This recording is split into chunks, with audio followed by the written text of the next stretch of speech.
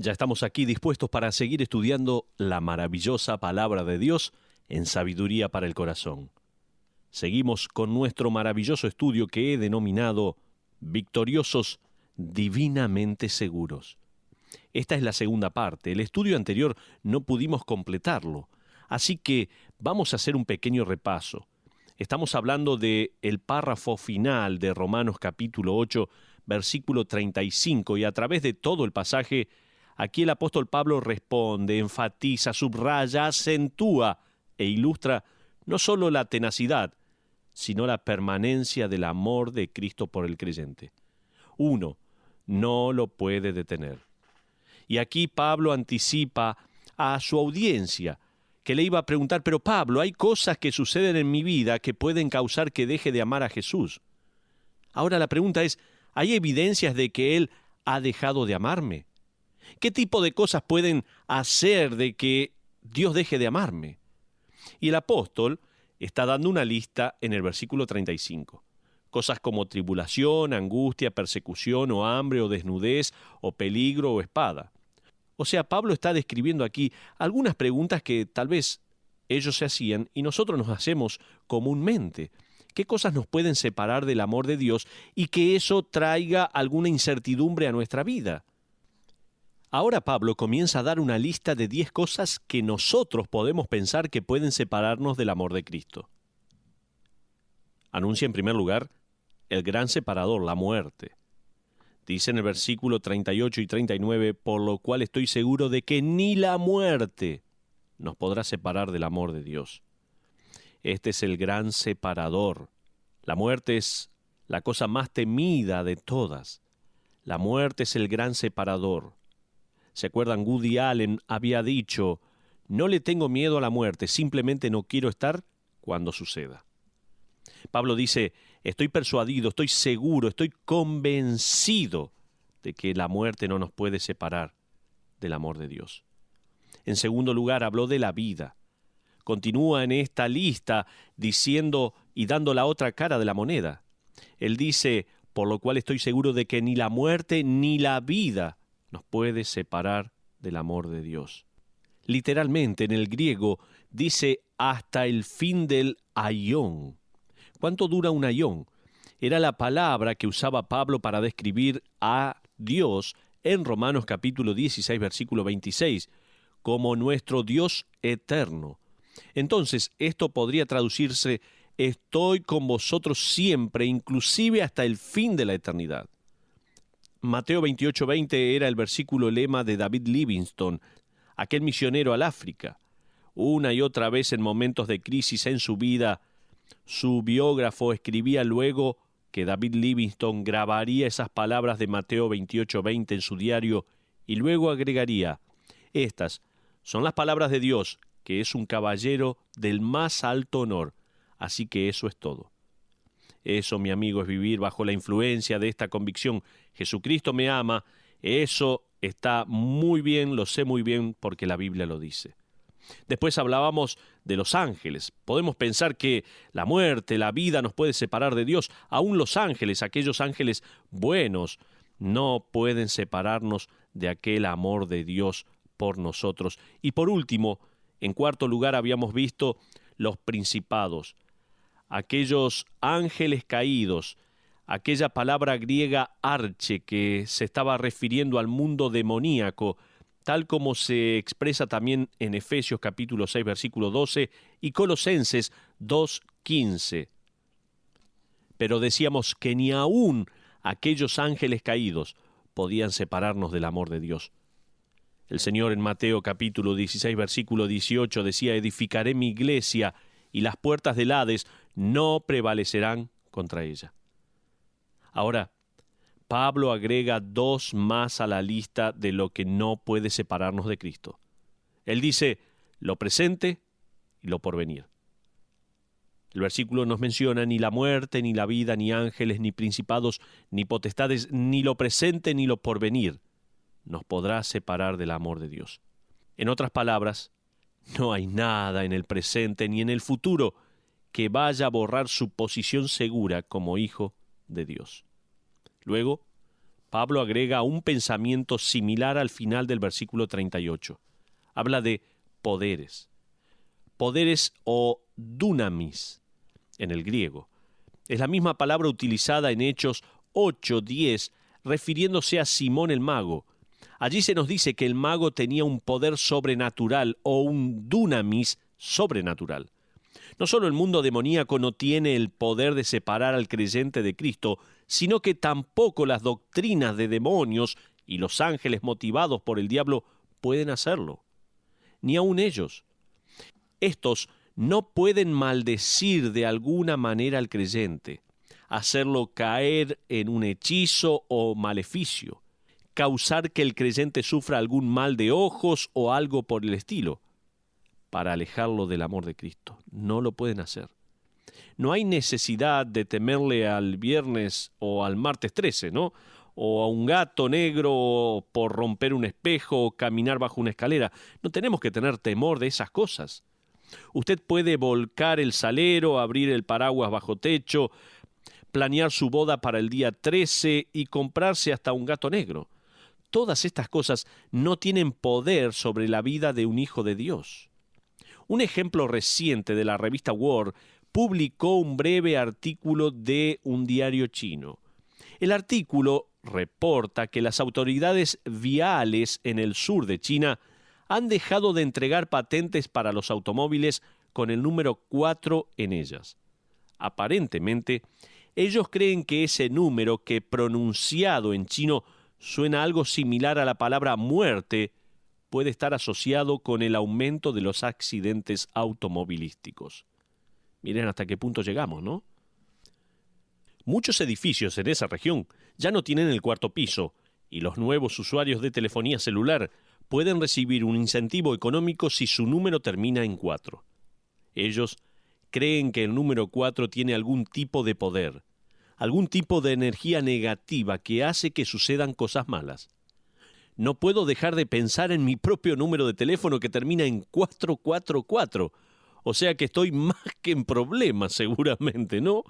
Ahora, antes que usted piense, estos chinos supersticiosos, póngase a pensar en la última vez que fue al 13º piso de un edificio, o que cruzó la calle porque venía un gato negro. ¿De mala suerte? ¿No? La superstición no nos puede separar del amor de Dios. Pienso que es interesante el hecho que uno puede traducir la palabra poderes o dunamis con la palabra energía. La superstición del mundo en que Pablo vivía y las de nuestro mundo actual creen en el poder místico y sobrenatural de la energía. Una de las aplicaciones que más ha crecido en cuanto a esto es el llamado Feng Shui. Se trata de la creencia china paralela al Yin-Yang, superstición que la energía positiva y negativa fluye por el cuerpo, su hogar, su negocio y su mundo.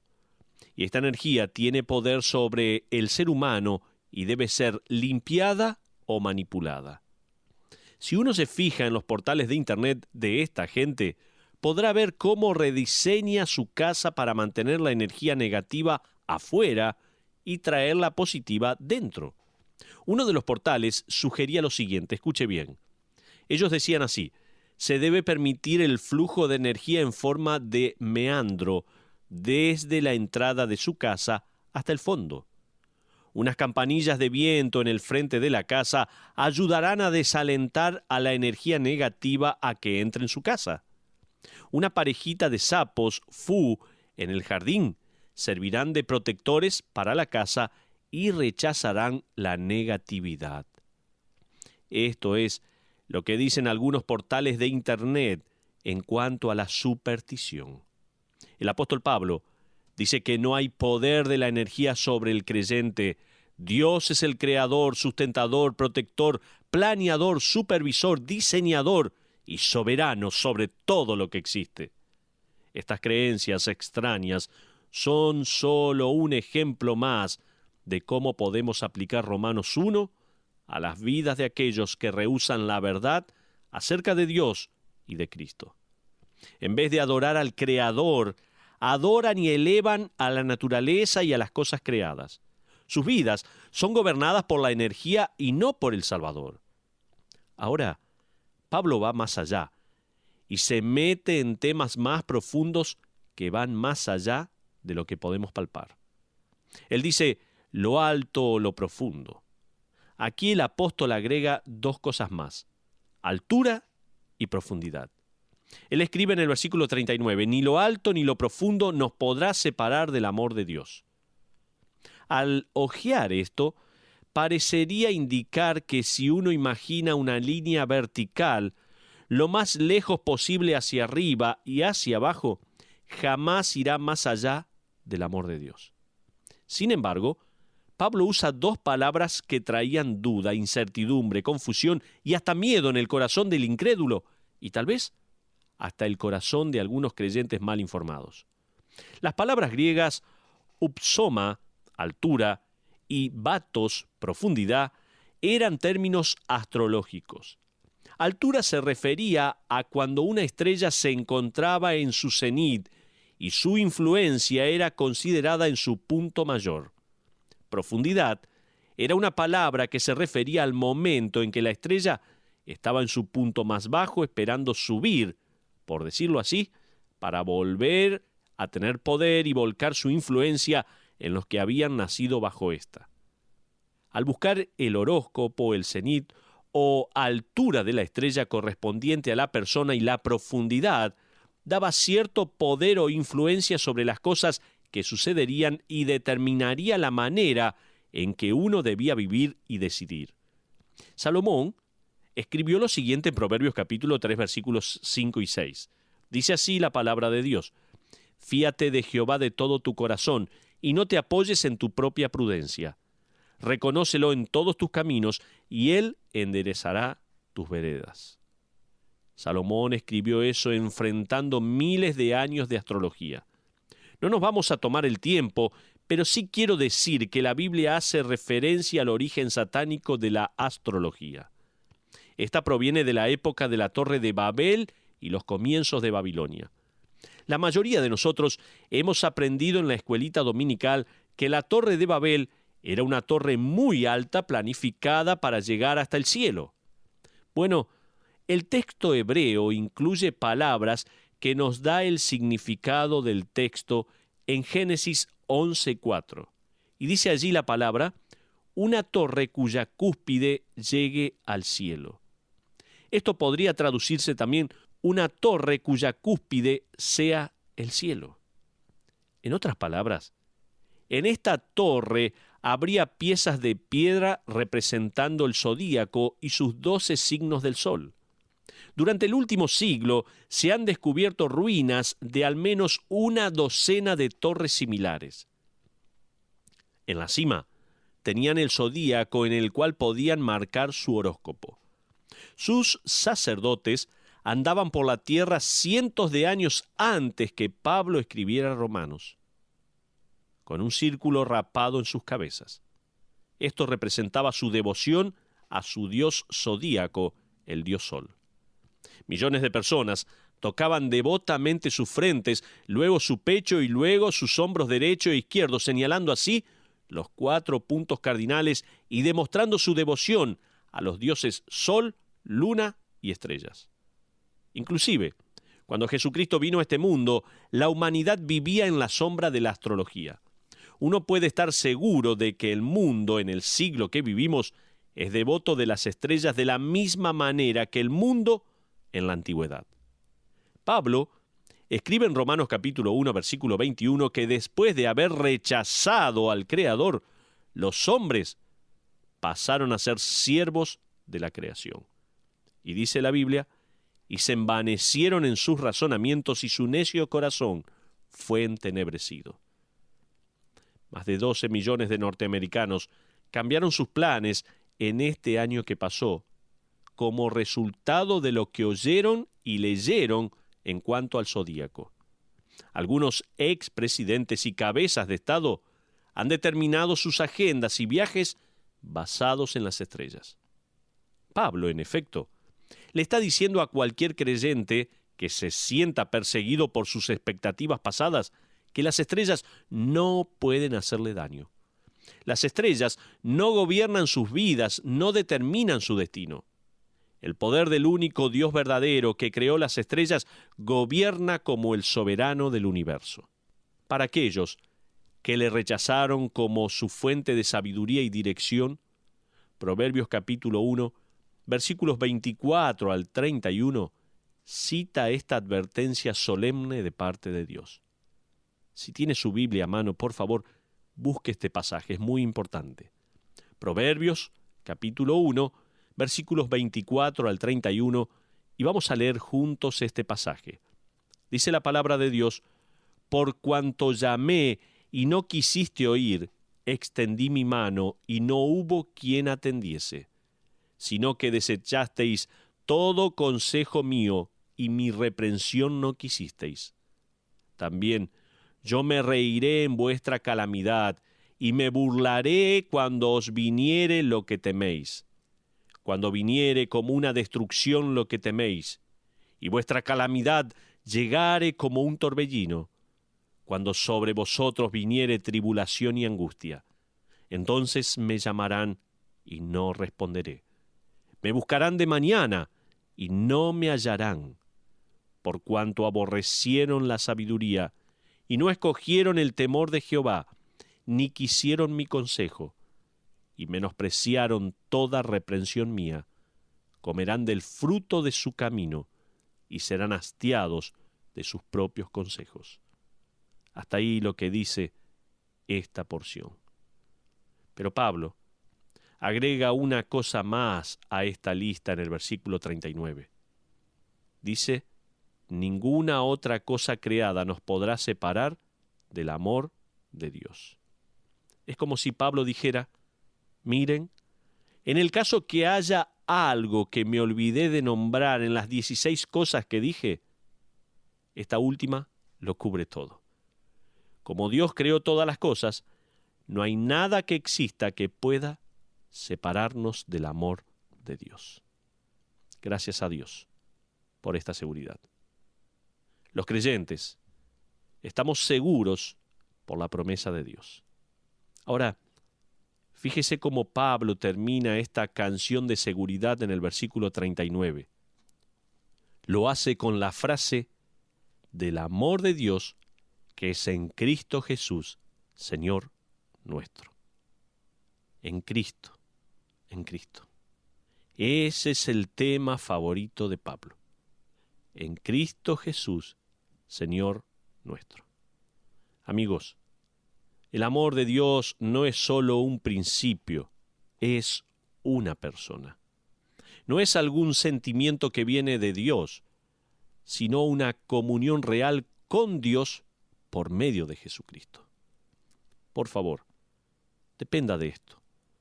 Esté persuadido por estas palabras de Dios. Usted está seguro eternamente porque Dios, el creador de todas las cosas, decidió morir por todos sus pecados, para que nada pueda separarlo de su amor eterno, seguro y completo. Carlos Spurgeon, antes de morir, le dijo lo siguiente a algunas de sus visitas. Él dijo así: con el correr del tiempo mi teología pasó a ser cada vez más simple. Es así de simple.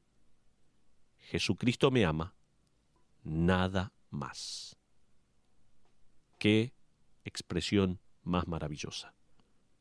Ojalá que al haber recorrido este pasaje tan maravilloso, cada uno de nosotros encuentre absolutamente, plenamente, completamente su seguridad, su descanso en la promesa maravillosa de Jesucristo, de que Él nos salvó y nada ni nadie nos puede mover de ese amor de Dios. Así que viva con esta seguridad, sirva al Señor con esta seguridad y enfrente esta vida con la frente bien alta, motivado y animado por lo que Dios hizo a nuestro favor. Y de esta manera, vivamos una vida agradable al Señor.